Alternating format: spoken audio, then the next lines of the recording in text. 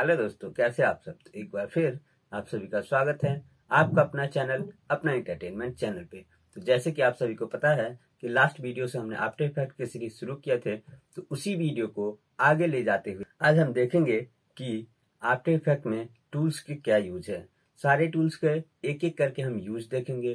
साथ ही साथ हम जानेंगे कि किसी भी फुटेज को टाइमलाइन पे कैसे लाना है, उसे कैसे कट करना है, कट करने का शॉर्टकट्स क्या है, और साथ ही साथ हम ये भी देखेंगे कि किसी भी फुटेज पे एनिमेशन या की फ्रेम का कैसे यूज करना है। लास्ट वीडियो में हमने एक ही फुटेज पे सारे कुछ एक साथ ही करके देखा था, उसी को आज हम वन बाय वन यूज करके देखेंगे।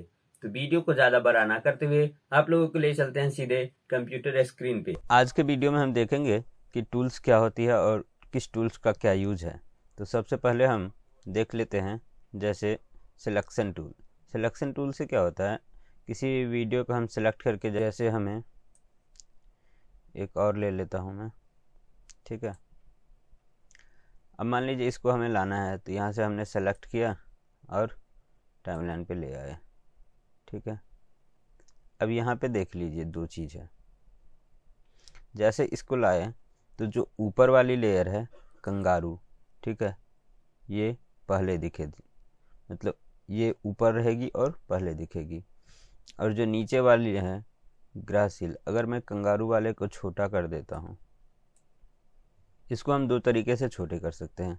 या तो यहाँ से हम माइनस कर लिया और इसको यहाँ से हमने छोटा कर दिया, ठीक है।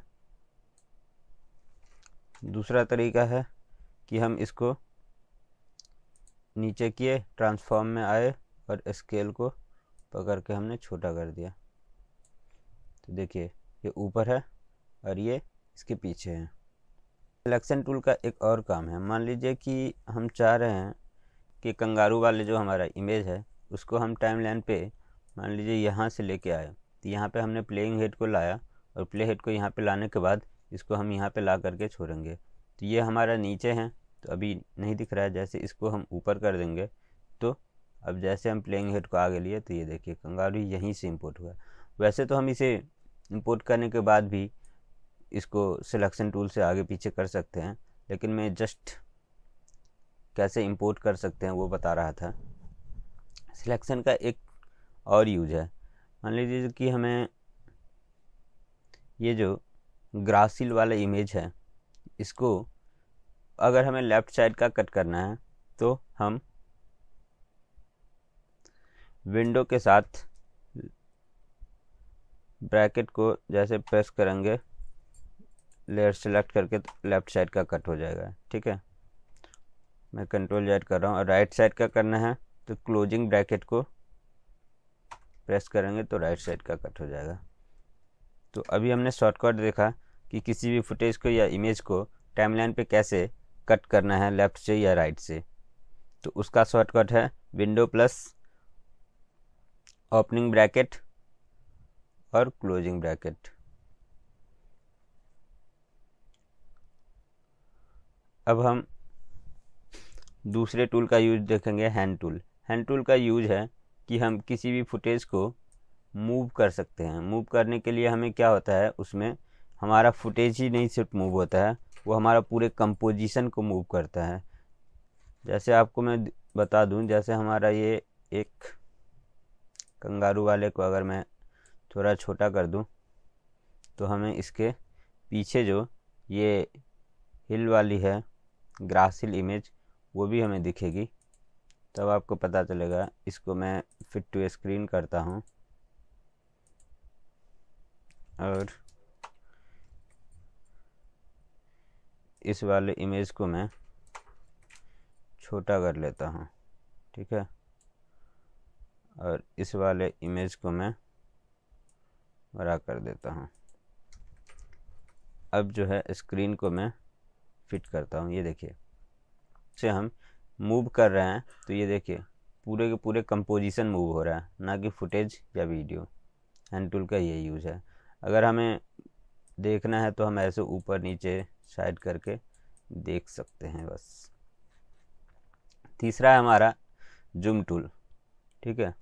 जूम टूल का वही जूम करके हम देख सकते हैं अगर हमें ऊपर नीचे कहीं जूम करके देखना है तो वो जूम टूल से देख सकते हैं। उसके लिए हमारे पास कीबोर्ड पे भी शॉर्टकट है। कंट्रोल के साथ प्लस दबाएंगे तो जूम इन होगा और माइनस दबाएंगे तो जूम आउट होगा। ठीक है, अगला जो हमारा है वो है हमारे पास रोटेशन। रोटेशन का यूज ये है कि मान लो हम किसी फ़ोटो को रोटेट करना चाह रहे हैं, इसी फ़ोटो को अगर हमें यहाँ से रोटेट करना होगा तो हम यहाँ से इसको ऐसे रोटेट कर सकते हैं। ठीक है, कि फुटेज को अगर हमें रोटेट करना है तो हम उसे सिलेक्ट करके ऐसे रोटेट कर सकते हैं। ठीक है, अगला है हमारा एंकर पॉइंट। एंकर पॉइंट जो है ना, मैं आपको जूम करके दिखाऊं। एंकर पॉइंट हमारा ये जो दिख रही है, ये पॉइंट को हम एंकर पॉइंट बोलते हैं। अब एंकर पॉइंट ये होता है कि जैसे अभी हमने रोटेशन देखा तो जहाँ पे ये एंकर पॉइंट है रोटेट वहीं से होगा। अगर आपको मैं दोबारा रोटेट करूँ, देखिए इस इमेज को हम जैसे रोटेट करेंगे तो एंकर पॉइंट अभी हमारा यहाँ है तो रोटेशन यहीं से होगा, सेंटर से। अगर एंकर पॉइंट को हम इसको कंट्रोल Z किया, ठीक है, अब एंकर पॉइंट को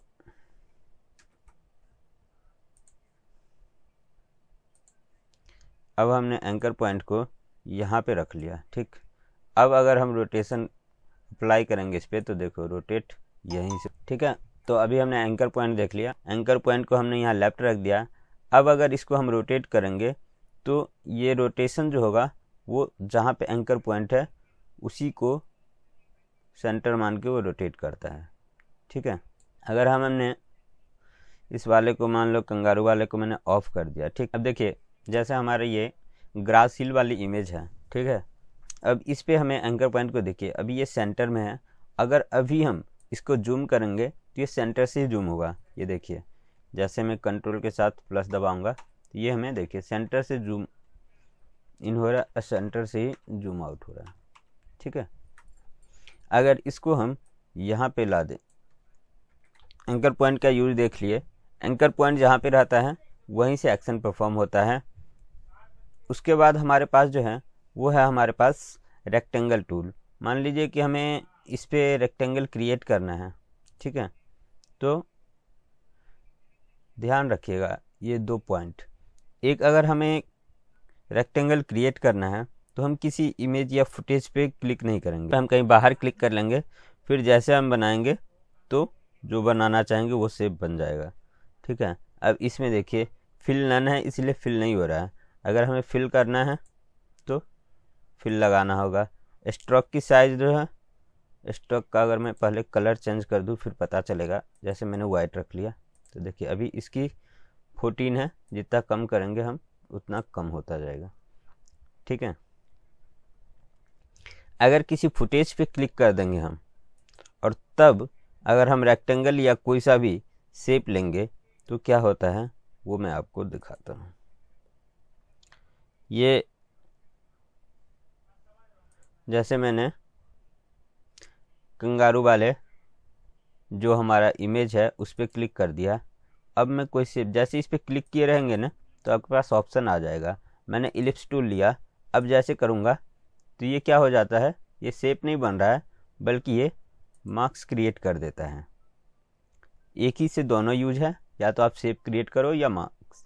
तो जब हम किसी फुटेज या इमेज पे क्लिक करके वो हम शेप का यूज़ करेंगे तो हमारे ये मार्क्स का काम करेगा, और अगर हम बाहर क्लिक करके करेंगे तो तब हमारे लिए ये देखिए ये शेप का काम करेगा।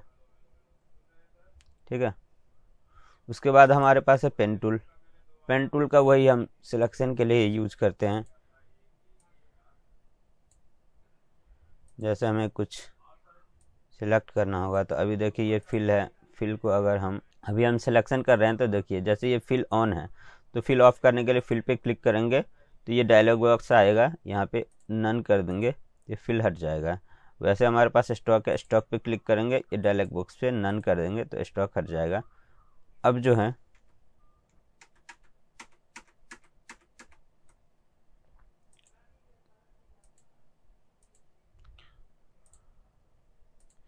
अगर मैं सिलेक्शन लूँ तो ये है, ये ऐसे आप मूव भी कर सकते हैं। और ये बेसिकली सिलेक्शन के लिए हम यूज़ करते हैं पेन टूल। ठीक है, वैसे है टेक्स्ट टूल। टेक्स्ट टूल दो होता है, हॉरिजॉन्टल और वर्टिकल। तो इसको हम लेते हैं, जैसे टाइप करेंगे, मैं मान लीजिए अपना नाम ही कर देता हूँ SANJAY। तो अभी ये इसकी फ़ॉन्ट साइज़ को थोड़ा इंक्रीज़ कर देते हैं, प्लस में इसकी जो फिल है वो कलर हम वाइट कर देते हैं तो दिखेगा। ठीक है, और इसी में दूसरा जो है, इसी पे प्रेस करके रखेंगे, ये हॉरिजॉन्टल। अब जैसे करूँगा तो ये ऐसे होगा। ठीक है, तो वर्टिकल और हॉरिजॉन्टल दोनों में इसको हमने देख लिया। वर्टिकल और हॉरिजॉन्टल दोनों टेक्स्ट टाइप देख लिए। उसके बाद ये हमारे पास है कुछ ब्रश है और ये इरेजर है, सब हम बाद में देखेंगे। ठीक है, तो अभी हमने टूल्स का कवर कर लिया। टूल्स के जस्ट बाद अब हम देखेंगे, जैसे ये जो आप देख रहे हैं, ये है हमारे पास स्क्रीन का जो साइज़ है। यहाँ से अगर मैं फिट करता हूँ तो फिट है, अगर इसको मैं 25% पे कर देता हूँ तो ये देखिए 25% पे आ गया, और फिट करने से फिट। तो ये आप स्क्रीन का जो प्रीव्यू सेक्शन है उसकी साइज़ को यहाँ से कर सकते हैं। ये है हमारे पास जो वीडियो यहाँ से चलता रहता है, तो अगर इसको मैं हाफ पे भी रखता हूँ तभी भी यह हमें सिर्फ प्रीव्यू में, जो हम आउटपुट विंडो पे देखेंगे उसकी प्रीव्यू को कम ज़्यादा करता है। लेकिन इसके जो हम एक्सपोर्ट निकालेंगे, रेंडर करेंगे, तो आउटपुट के जो क्वालिटी होगा उसमें कोई अंतर नहीं आएगा। तो आप कभी कभी क्या होता है, जिनके सिस्टम में ग्राफिक कार्ड कम रहती है, तो ये यहाँ से प्रीव्यू के लिए हाफ या क्वार्टर कर सकते हैं, तो बस वो प्रीव्यू में धुंधला दिखेगा लेकिन आउटपुट में कोई डिफरेंस नहीं आएगा। ठीक है, तो अब हम इतना करने के बाद ये सारा को मैं रिमूव कर देता हूँ, और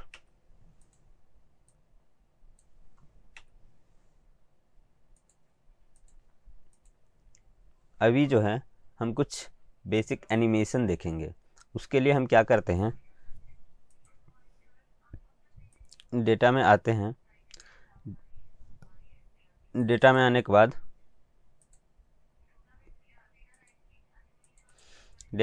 बाद ग्राफिक्स में आ जाते हैं। ग्राफिक्स में आने के बाद मैं 3-4 जो है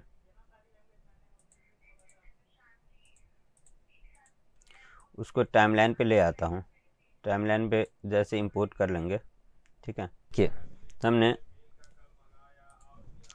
दो चीज़ को टाइमलाइन पे ले आया। एक तो हमारे पास मून है और एक बैकग्राउंड में रेड टेक्सचर है।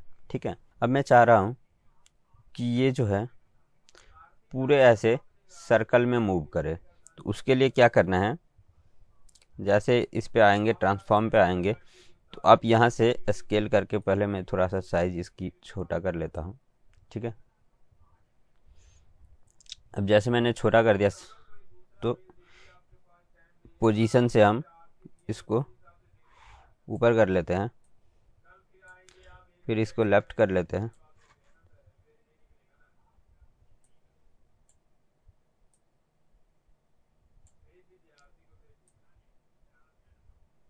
ठीक, यहाँ कोने पे ले आए।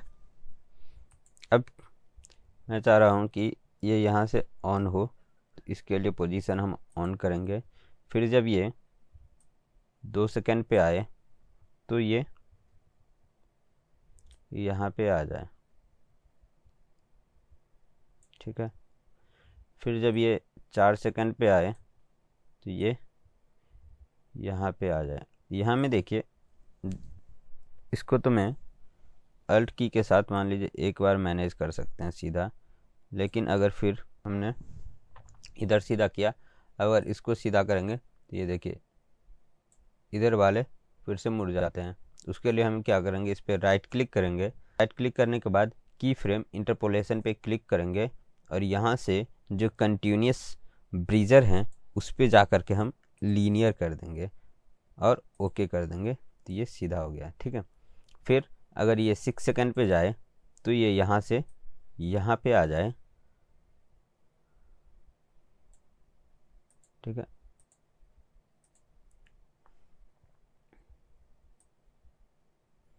इसके लिए फिर से ये जो है इस वाले पॉइंट पे, ठीक है, राइट क्लिक करेंगे। राइट क्लिक करने के बाद हम की फ्रेम इंटरपोलेशन पे क्लिक करेंगे और कंटिन्यूस को हम लीनियर कर देंगे और ओके करेंगे। ठीक है, और फिर ये जब 8 सेकंड पे जाए तो यहाँ से यहाँ आ जाए, और इसके लिए फिर से हमें राइट क्लिक करना है की फ्रेम इंटरपोलेशन पे, और ये जो कंटिन्यूस ऑटो ब्रीजर है उसको हम लीनियर करके ओके कर देंगे। ठीक है, अब अगर हम इसको प्ले करेंगे तो ये कुछ ऐसे प्ले होगा।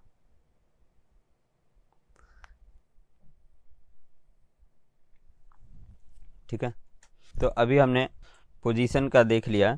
देखिए पोजीशन के लिए ये सारे को मैं म्यूट कर देता हूँ। अभी स्केल के लिए हमें सिर्फ स्केल चाहिए, तो उसके लिए हम इस पर क्लिक करके करेंगे एस प्रेस, तो स्केल सिर्फ आएगा। अगर हमें सिर्फ पोजीशन चाहिए उसके लिए हम पी के प्रेस करेंगे तो सिर्फ पोजीशन आएगा। अगर हमें सिर्फ ओपेसिटी चाहिए तो ओपेसिटी के लिए गेस करें क्या होगा, ओ नहीं, ओपेसिटी ट्रांसपेरेंसी को रिप्रेजेंट करता है, तो उसके लिए हम टी प्रेस करेंगे तो ओपेसिटी आ जाएगा। और एंकर पॉइंट के लिए ए प्रेस करेंगे तो एंकर पॉइंट आ जाएगा। और अगर रोटेशन के लिए हमें आर प्रेस करेंगे तो रोटेशन आ जाएगा। ठीक है, और सिर्फ हमें ये देखना है कि किस पे हमने एनिमेशन यूज़ किया है या की फ्रेम यूज़ किया है, तो उसके लिए हम सिर्फ यू प्रेस करेंगे तो वो सिर्फ खुल के आएगा जिस पे हमने की फ्रेम यूज़ किया है। तो एक तो हमने देखा कि हम कैसे फ्रेम बाय फ्रेम जा कर के और उसको के हमने यहाँ पे लाया। इसी का अगर शॉर्टकट करना है, इतना नहीं तामझाम करना है, उसके लिए हम क्या करेंगे, सिंपल इलस्ट्रेटर या फोटोशॉप से रेक्टेंगल क्रिएट करके यहाँ पे डायरेक्टली ले आ सकते हैं। तो मैं इलस्ट्रेटर ओपन कर लेता हूँ। ये याद रखिएगा कि जो साइज हमारा यहाँ पे है सेम साइज इलस्ट्रेटर पे होना चाहिए। तो जैसे मैं क्रिएट न्यू करूँगा तो यहाँ से हम 90-20 और 1080 वाले ही साइज लेंगे, क्योंकि वहाँ पे हमारा वही साइज है, और क्रिएट कर लेंगे। इलस्ट्रेटर ओपन किया और यहाँ पे देखिए हमने पेन टूल लिया, एक रेक्टेंगल क्रिएट कर लिया।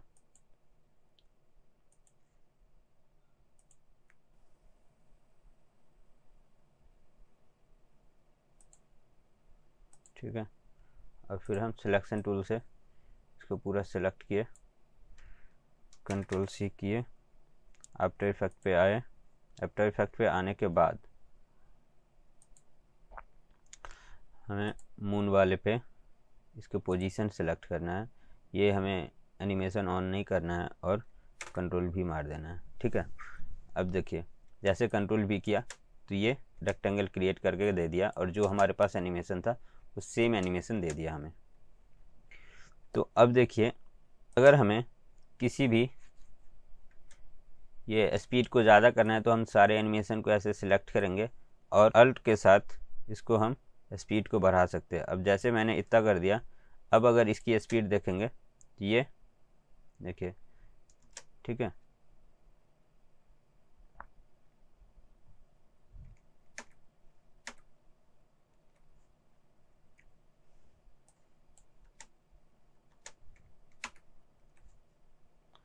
हमारे पास ये रेक्टेंगल बन गया। इसकी प्रीव्यू ऐसे होगी आपको।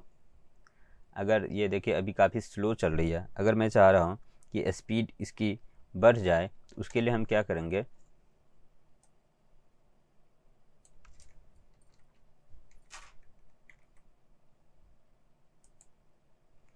एक तो इसको भी हम सीधा करने के लिए राइट क्लिक करेंगे और यहाँ से हम इंटरपोलेशन पे जा कर के कंटिन्यूस को लीनियर कर देंगे, ओके कर देंगे। ठीक है, अब हम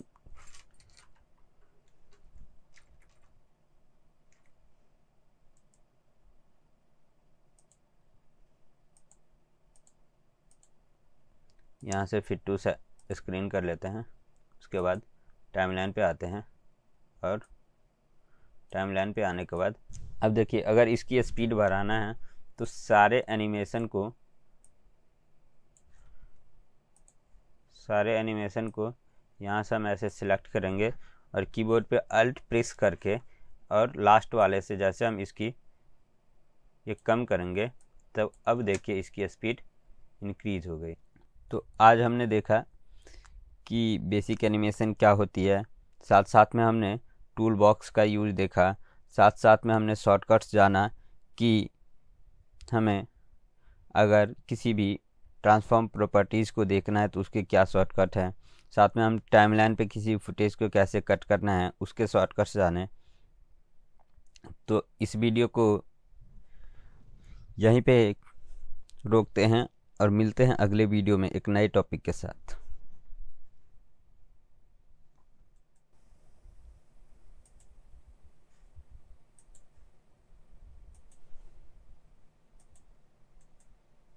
यह हमारा आफ्टर इफेक्ट्स का पार्ट 2 वीडियो है। अगर आप पार्ट 1 नहीं देखे हैं, मैं आई बटन में लिंक दे दूंगा, आप वहां से जाकर के पार्ट 1 देख ले। तो इस तरह का वीडियो मैं आप लोगों के लिए लेके आता रहूंगा। अगर इस तरह के वीडियो देखने के लिए आप लोग इंटरेस्टेड हैं तो वीडियो को लाइक करें, कमेंट करें और शेयर करें। साथ ही साथ चैनल को सब्सक्राइब कर ले और बेल आइकन प्रेस कर दे ताकि जो भी हमारी नेक्स्ट वीडियो आएगी तो आपको अपडेट्स मिलता रहे।